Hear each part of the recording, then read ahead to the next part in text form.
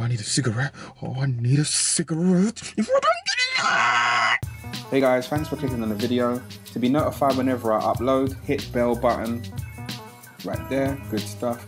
And also, if you like the video, hit the like button. That'll really help. Thank you guys.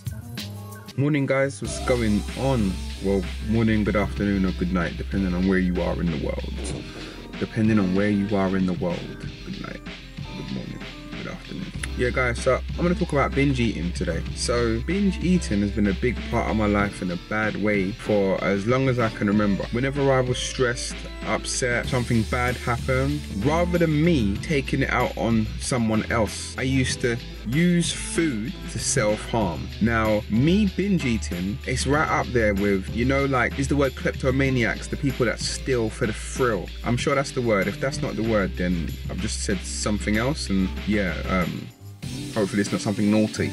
Or it's not something naughty, you know what I mean? But yeah, like, it's just like almost like that bad, that naughty, that daring, that racy, that sexy, like, I'm not supposed to be doing this, you know what I mean? I'm cheating, I'm being bad, you know? That's how binge eating feels for me. But then also, you know, I get that reward, that satisfaction, you know, I feel good, you know, it's like, it's almost like release, yeah, it does release all of those reward hormones or endorphins, you know what I mean? That has been a big part of my life. Well, everybody has their vices, and my vices was always food. Like, I don't smoke, I rarely drink, you know what I mean? If you know me, I shouldn't really participate in anything to do with alcohol, you know what I mean? Water. Like, if I smell alcohol, that's it, it's a wrap, I'm drunk. So yeah, drinking is not for me at all. But yeah, I don't do drugs, don't smoke, don't drink. So food is like my only vice, was my only vice. So it was literally something that triggers. But when I used to have a binge eating episode, and I'm not saying that it's gone, I know I haven't binge eaten in a few months,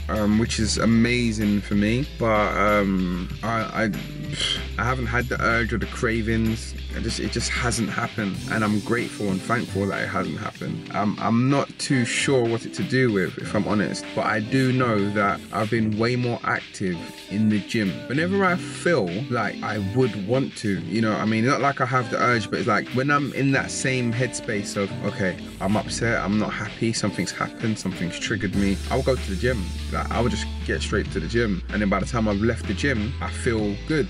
Like, I've forgotten that this is a time where I would binge eat. So it's like I've replaced that urge. I seem to have changed my relationship with food. You know, it's like I'm literally eating to live and nothing else, you know, rather than living to eat, or using food for feelings, using food to suppress emotions or enhance emotions. You know, food is energy to keep moving, keep going. Food is fuel, and that's how I've managed to curb my binge eating disorder. Now, I'm a foodie, I like food, but for some reason the last few months it's literally just been survival. You know, I just eat to live, and that's it. I need energy to go to the gym, you know what I mean? Oh, I need to replenish my energy after the gym. That's literally how I've been living for the last 3 to 4 months, and I feel good because of it, not just physically but mentally as well.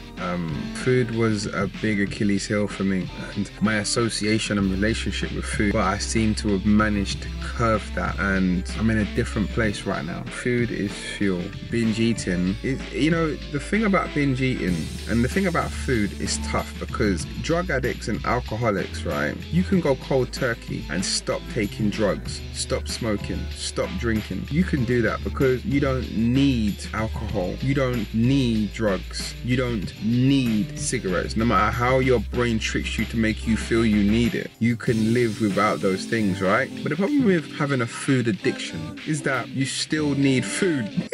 You still need food, so you can't cold turkey from food altogether. So you still need to consume what you are abusing. And while you're consuming it, you still need to be mindful on the type and the portion size. Do you know how hard that is? Like, it's like people really do underestimate how hard it is to curb an eating disorder. I don't think people really get it unless you actually go for it yourself, you're not gonna get it, you know. And people that say they have eating disorders, especially when they have eating disorders and they're overweight, the judgment you get is ridiculous. Stop judging these people that have binge eating or any eating disorder. Like, it is hard. Like, it's not easy, guys, you know what I mean? And you guys, well, not you guys, but people just judge and put them in a box of, yeah, you're just stuffing your face all the time. They don't know that it's an emotionally charged reaction to something, you know. You're not in control. It is subconscious. It is an urge. It is an urge, just like drugs, cigarettes. You know, I see people when they need a cigarette. Oh, I need a cigarette.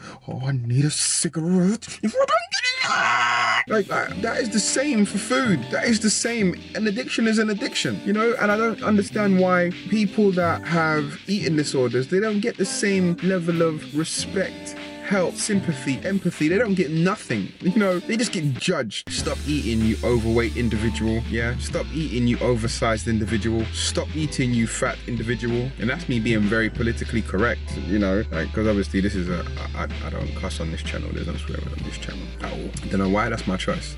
But yeah, guys, you can't judge people, man. Help people. But I'm just trying to shed light on my experience with binge eating and eating disorders, how I managed to suppress my binge eating disorders, and how binge eaters are looked down upon, especially when they're overweight. All right, guys, I hope you found this video informative. I'm just sharing my life with you guys, being transparent with you guys. Hopefully something I say will help you guys.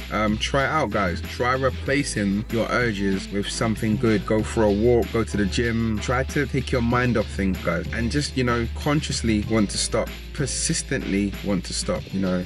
Like, you go for an episode, that's fine, but work on your bounce back, you know, because sometimes binge eating, I've had episodes where it's lasted a few weeks, you know. So let's say if you have one episode, fine, episode's done. One episode, one day, or one session of an episode, bounce back. Work on your bounce back rate. Before you try to stop cold turkey with your eating disorders, work on bouncing back quicker, you know. And then the quicker you can bounce back, increasing on your bounce back rate, guys. Keep increasing on your bounce back rate to the point where it's like there's just nothing to bounce back from because you didn't fall in the first place, you know what I mean, guys? Anyway, guys, I'm signing off. I'm locking this video off right now, guys. Hit the like button, subscribe to your boy, share this video with anyone that does binge eat, has binge eaten.